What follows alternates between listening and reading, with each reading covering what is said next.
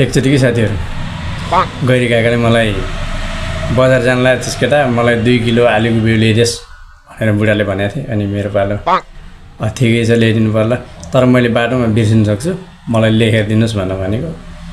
बुढाले तैँले लेख्नु पर्दैन, याद गरिहाल्छ, जा ल्याइदेस्, नभुलेर नबिर्सेर ल्याइदेस् भनेर बुढाले भनेको थिएँ। अनि ठिकै छ त बिर्सेन भनेर बाटोभरि आलुको बिउ भन्दै गएको थिएँ।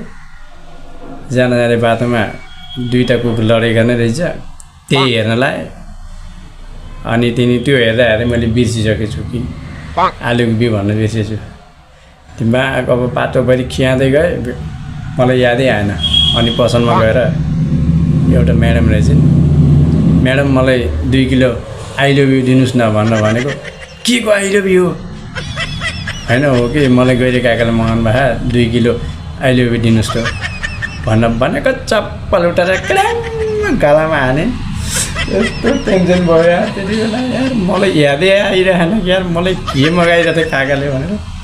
अनि पछि यसो सोचेको ओहो मलाई त काकाले त 2 किलो आलुको बिउ मगाएको भयो त यार भनेर मेरो पालो चप्पल हातमा बोकेर यस्तरी कुदेर भागेर मात्रै बचेको छ। नचल्ने त्यो म्याडमले मलाई मार्दिनु भयो त्यति बेला। भाल बचेको छु यार, 3 दिन भएको काकाले गर्दा।